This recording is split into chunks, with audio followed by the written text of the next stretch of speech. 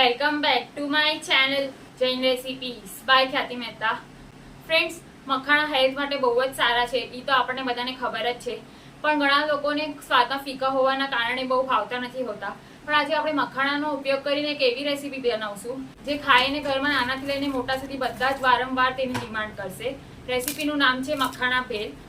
તો ચલો ફ્રેન્ડ્સ, આપણે મખાણા ભેળ બનાવવાનું સ્ટાર્ટ કરીએ હવે. જો તમને મારી આજની બતાવેલી રેસીપી ગમે તો મારી ચેનલને સબસ્ક્રાઈબ જરૂરથી કરજો અને સાથે સાથે બેલ આઇકન પર પણ ક્લિક કરજો. ફ્રેન્ડ્સ, મખાના ભેળ બનાવવા માટે સૌથી પહેલાં આપણે મખાનાને રોસ્ટ કરશું, જેની માટે એક કઢાઈમાં ઘી ગરમ કરવા માટે મૂકશું. ઘી સેજ ગરમ થાય ત્યારબાદ તેમાં મખાના એડ કરી દઈશું.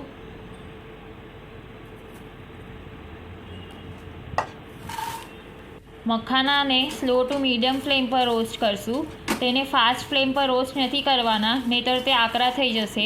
રોસ્ટ કરતાં 6 થી 7 મિનિટ જેવો સમય લાગે છે. તમે જોઈ શકો છો મખાના એકદમ પ્રોપરલી રોસ્ટ થઈ ગયા છે. ફ્રેન્ડ્સ, ગેસની ફ્લેમ સ્લો જ રાખવાની છે. હવે આપણે થોડુંક મીઠું અને લાલ મરચું એડ કરશું. મિક્સ કરી લઈશું. ભેળ થોડીક ચટપટી લાગે એટલા માટે આપણે લાલ મરચું એડ કર્યું છે.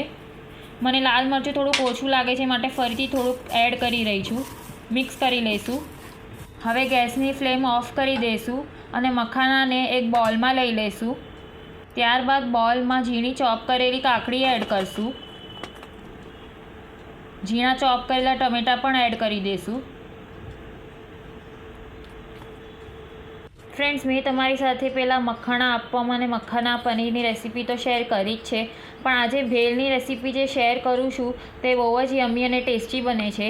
માટે જો રેસીપી ગમે તો ચેનલને લાઇક, શેર અને સબસ્ક્રાઈબ જરૂરથી કરજો અને સાથે સાથે બેલ આઇકન પર પણ ક્લિક કરજો ને મને કમેન્ટ કરીને જણાવજો રેસીપી તમને કેવી લાગી.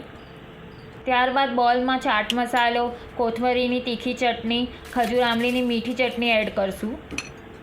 ત્યારબાદ સેવપુરીની જે પૂરી હોય તેને આવી રીતે હાથેથી ક્રશ કરીને એડ કરશું.